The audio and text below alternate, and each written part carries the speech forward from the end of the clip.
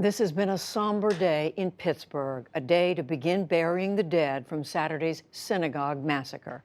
Services were held for 4 of the 11 victims killed in the neighborhood called Squirrel Hill.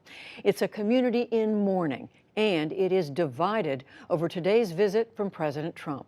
White House correspondent Yamiche Alcindor begins our coverage. In Pittsburgh, people began lining up hours before the funerals began. Many came to honor Cecil and David Rosenthal, developmentally disabled brothers, who were among the 11 people killed on Saturday at Tree of Life Synagogue. Daniel Unical attended Tree of Life and spoke outside the Rosenthal funeral. I found a photo album with pictures from my bar mitzvah. That's when it hit me. Because even though it was a happy occasion, I knew that like in that chapel where I had my bar mitzvah, that's maybe where people spent their final moments. And that's why I'm here today, because their lives were not in vain.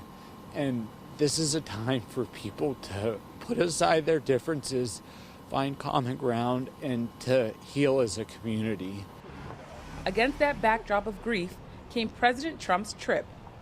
Like many, Unical said he did not want Mr. Trump to come to Squirrel Hill.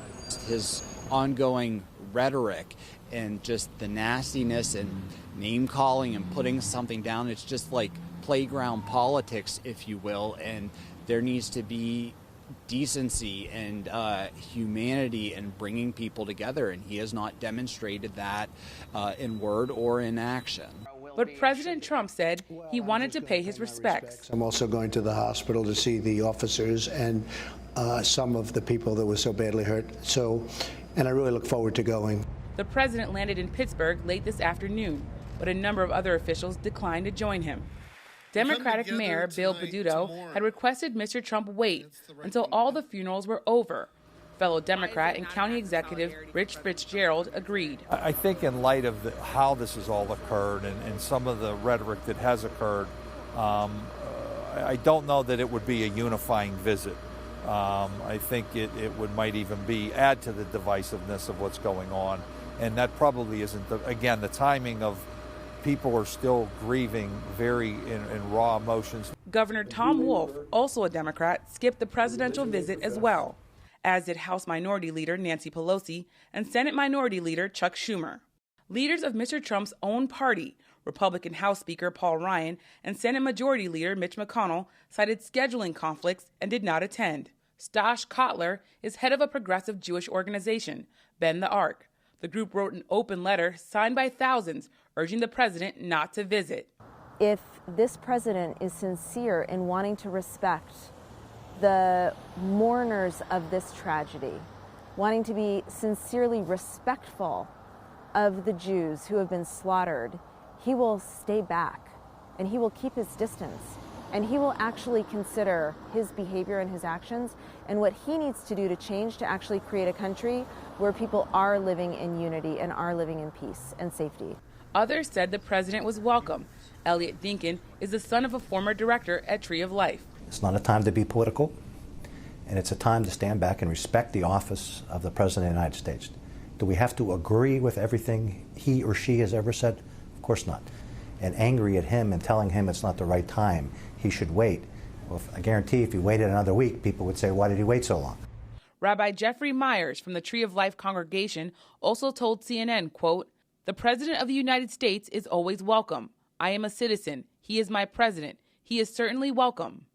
The president himself kept a low profile during today's visit and did not speak publicly. Meanwhile, the attack in Pittsburgh prompted vigils and religious services in cities across the country last night, in Jewish and non-Jewish congregations alike. President Trump and First Lady Melania Trump met with leaders inside that synagogue for about 20 minutes. They did not enter the crime scene area, Judy. Yamiche, you talked in your report about how divided the Pittsburgh community has been about the president's visit, and you said just behind you a few minutes ago there were protests. Yes, just behind me a few minutes ago, hundreds of people gathered to protest President Trump coming to Pittsburgh. They say that the president hasn't displayed the empathy that other presidents displayed in the past, so they don't want him here. There are people, of course, who welcome the president, but these protesters in particular said that President Trump's rhetoric contributed to what they see as a culture of violence in the country. I should say that the protesters did chant and cheer for first responders as they walk by. Well, speaking of that, the president, we know, also met with law enforcement while he was there. What do we know about the response that he received? Well, I spoke to several people, including the president of the police union here. That person told me that he welcomes the president coming. He said that the president has been very pro-law enforcement during his entire presidency, and that he's coming here because he feels as though he's concerned for the law enforcement here. So the police really welcome the president here. I should say that there was a large police presence as the president was around here, and it's not surprising that police officers would be happy to see President Trump come to Pittsburgh, given all of that the president has said for police officers. Yamiche Alcindor, our White House correspondent with the president today in Pittsburgh. Thank you, Yamiche. Thanks, Judy.